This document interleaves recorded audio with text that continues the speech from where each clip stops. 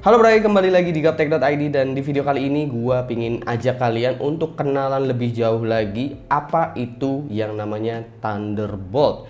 Mungkin beberapa dari kalian udah pada tahu sih sebenarnya Thunderbolt itu apa, fungsinya itu apa, tapi gue yakin pasti masih ada yang belum tahu sama Thunderbolt itu sebenarnya apa sih dan kenapa banyak orang suka mempertanyakan ada Thunderbolt-nya apa enggak, baik itu di PC desktopnya ataupun di laptopnya. Dan kalian juga mungkin mempertanyakan kenapa sih para profesional content creator ini rata-rata pingin ada Thunderbolt di komputernya, baik itu di PC desktop ataupun di laptop. Nah, sebelum menjawab ini tentunya kita harus kenalan dulu sama Thunderbolt. Apa sih sebenarnya Thunderbolt itu? Thunderbolt adalah I/O yang lisensinya dipegang oleh Intel. Intel membuat I/O ini sebagai solusi port all-in-one yang memungkinkan kita untuk menyambung device apapun hanya dengan satu kabel atau satu port aja. Berbeda dengan USB Type-C, untuk Thunderbolt ini dia menggunakan jalur PCI Express sehingga memiliki bandwidth yang jauh lebih besar daripada USB standar. Thunderbolt juga bisa difungsikan sebagai USB device pada umumnya. Tapi ada banyak device lain yang emang sebenarnya nggak bisa digunakan oleh USB. Seperti contohnya eksternal GPU atau monitor beresolusi tinggi, hingga eksternal device lain yang emang menggunakan jalur PCI Express. USB Type-C generasi terakhir yaitu USB 3.2 Gen 2 memiliki bandwidth up to 20 Gbps. Sementara Thunderbolt pada versi terakhirnya yaitu Thunderbolt 4 memiliki bandwidth up to 40 Gbps. Dengan perkembangan teknologi yang ada, USB juga sebetulnya udah cukup luas fungsinya. Selain device, saat ini USB udah bisa digunakan sebagai power delivery, output display, dan NVMe SSD eksternal. NVMe SSD emang menggunakan jalur PCI Express. Akan tetapi, jika kalian menggunakan NVMe SSD eksternal lewat USB 3.2 Gen 2 misalkan, itu bandwidthnya akan jauh terlimit dan speednya bakalan beda banget dengan Thunderbolt. Karena jika kita menggunakan USB yang standar, itu jalurnya akan melalui I/O general yang emang ada di chipset motherboardnya. Lalu pastinya kita nggak bisa menggunakan device yang perlu menggunakan bandwidth besar pada jalur PCI Express seperti eksternal GPU, 4K monitor dengan refresh rate tinggi atau bahkan 8K monitor, audio mixer profesional, sound card profesional, bahkan power delivery-nya itu bisa sampai 100 watt. Thunderbolt bisa melakukan semua itu sehingga dari segi fleksibilitas itu bakalan jadi beda jauh banget antara USB Type-C generasi terakhir jika dibandingkan dengan Thunderbolt. Memungkinkan sebuah laptop bisa menggunakan eksternal GPU, habis itu bisa juga menggunakan eksternal storage berkecepatan tinggi, hingga device yang bisa mendukung untuk produktivitas lainnya yang emang umumnya banyak dibutuhkan untuk produksi kreatif sih kebanyakan, tapi nggak menutup kemungkinan untuk produktivitas lainnya juga. Misalnya seperti produser musik profesional. Mereka biasanya memerlukan sound card kelas profesional yang emang menggunakan Thunderbolt karena transfer rate-nya cukup tinggi. Ini akan jauh lebih memudahkan proses transfer dari memainkan alat musik menjadi file audio digital karena minim dari delay. Selain sound card juga mungkin dari mixernya atau apapun lah yang lainnya. Atau mungkin misalnya editor atau animator yang emang memerlukan power yang jauh lebih besar, terutama power di bagian GPU-nya. Mereka bisa menggunakan dock eksternal GPU saat ingin merender sebagai eksternal GPU atau sebagai render mesinnya. Dan mereka bisa lepas kapanpun jika hanya sekedar ingin preview aja. Plug and play lebih mudah dan lebih fleksibel. Masih banyak sih sebenarnya fungsi lainnya dan ini jadi nggak perlu ribet-ribet beli PCI Express card dan colokin lagi di dalam motherboard. Semuanya benar-benar jadi simple berkat Thunderbolt. Dan semuanya bisa jadi device eksternal berkat Thunderbolt. Platform AMD, jika kita bandingkan dengan Intel, gua harus jujur bilang bahwa untuk platform AMD memang selalu kalah dari segi I/O-nya, terutama eksklusivitas I/O, karena nggak adanya Thunderbolt di platform AMD. Mungkin kalian juga udah pada sadar ya kalau laptop-laptopnya AMD atau motherboard-motherboardnya AMD itu nggak memiliki port untuk Thunderbolt, baik itu Thunderbolt 3 ataupun Thunderbolt 4. Jadi bisa dibilang Thunderbolt ini cukup eksklusif lah. Umumnya ya kita cuma temuin di platform Intel aja. Tapi sebenarnya platform AMD juga bisa-bisa aja menggunakan Thunderbolt. Seperti Asus di sini memiliki Thunderbolt X4.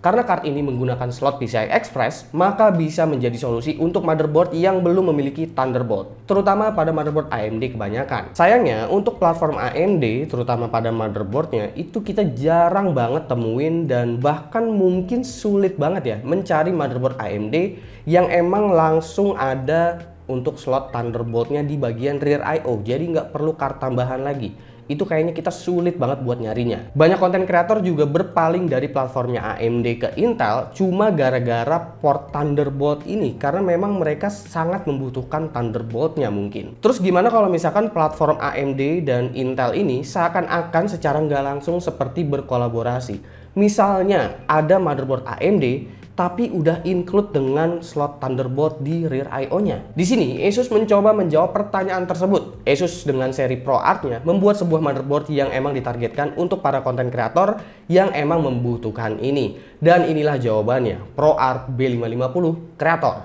Asus di sini benar-benar memberikan solusi untuk para kreator yang emang kepinginnya pakai CPU Ryzen yang multi-core-nya kenceng, tapi tetap dapat kelengkapan I/O termasuk Thunderbolt 4. Karena difokuskan untuk kreator profesional yang umumnya membutuhkan CPU bertenaga tinggi, Asus juga nggak sembarangan kasih komponen pendukung seperti VRM-nya di sini. Konfigurasi VRM yang digunakan adalah Tim 12 Plus 2 Power Phase, konfigurasi yang serupa dengan ROG B550 F-Strix atau ROG X570 F-Strix. Konfigurasi VRM yang baik tentu akan mendukung untuk mereka yang berencana ingin menggunakan CPU high-end seperti Ryzen 9 5900X atau 5950X. Karena menggunakan chipset B550, jadi kalian di sini juga udah mendapatkan dukungan PCIe Gen 4 dengan total 20 lane dari CPU. Dan selebihnya adalah PCIe Gen 3 melalui chipset. Yang disayangkan sebagai motherboard untuk kreator adalah jumlah slot M.2 yang cuma ada 2. Mungkin karena PCIe lane yang jalurnya terpotong karena ada Thunderbolt ini. Slot M.2 atas mendukung PCIe Gen 4, sementara M.2 yang bawah adalah PCIe Gen 3. Karena untuk rear I/O, Thunderbolt-nya ini nggak nanggung sih.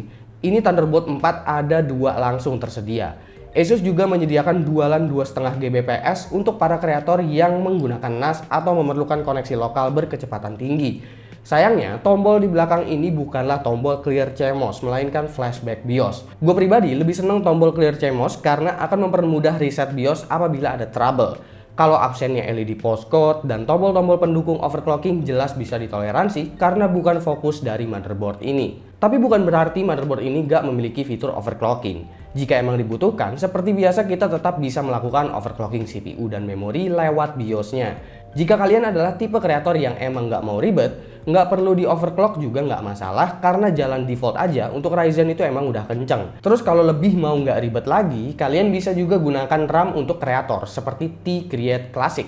Karena RAM ini langsung berjalan 3200 MHz tanpa perlu utak-atik lagi. Nggak perlu juga aktifin XMP. Sekali colok langsung jalan 3200 MHz. Sangat berguna untuk kreator yang ogah ribet. Durability juga hal yang utama untuk para konten kreator. Terutama untuk 3D animator yang emang biasanya saat rendering itu membutuhkan waktu yang lama.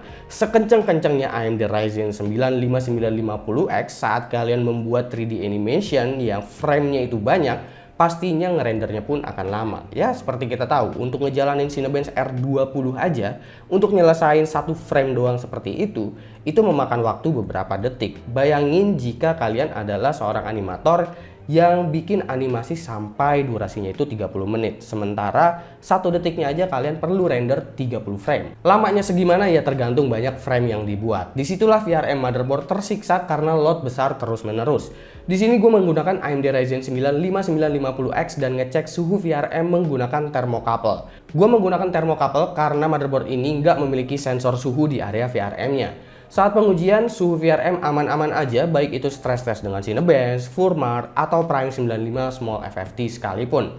Dan gue juga uji coba lebih lanjut sebagai worst case skenario. Gue lepas heatsink dari motherboardnya dan paksa untuk stress test lagi untuk ngelihat seberapa durable VRM-nya jika nggak menggunakan cooling sama sekali. Dan hasilnya ini masih sangat-sangat aman karena suhu VRM sendiri sebenarnya bisa bertahan hingga 115 sampai dengan 120 derajat Celcius.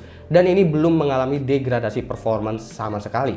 Sayangnya, Thunderbolt di platform AMD ini baru bisa kita nikmati pada platform desktop PC. Jadi buat pengguna laptop harap bersabarlah karena untuk di laptop emang belum ada yang menyediakan laptop AMD dengan slot Thunderbolt 4 ataupun Thunderbolt 3 include langsung bawaan dari laptopnya. Tapi sekarang kita udah bisa lihat kalau di platform AMD juga ternyata ada yang udah include dengan Thunderbolt 4 langsung di rear I/O motherboardnya. Oke, mungkin itulah yang bisa gue sampaikan secara singkat mengenai pengenalan Thunderbolt dan menjawab pertanyaan, ada nggak sih platform AMD yang udah menggunakan Thunderbolt 4? Jawabannya ada di ProArt B550 Creator. Jangan lupa like, share, dan subscribe jika video ini menarik buat kalian. Follow sosial media gua kalau lu kepo sama apa yang ada di balik layar Gaptek. Beli juga merchandise-nya gaptek.id kalau memang kalian ingin mensupport Gaptek dengan cara lain. Ada beragam t-shirt di sana, silahkan cek link di deskripsi kalau emang kalian mau beli. Gue juga mau ingetin kalau setup show off itu akan segera tayang lagi di gaptek.id untuk memulai season baru. Untuk tanggal tayangnya gue belum bisa umumin, tapi yang pasti adalah di tahun ini. Jadi persiapkan setup kalian kalau kalian ingin ikutan setup show off. Gue Suki dan seperti biasa sampai jumpa di lain kesempatan.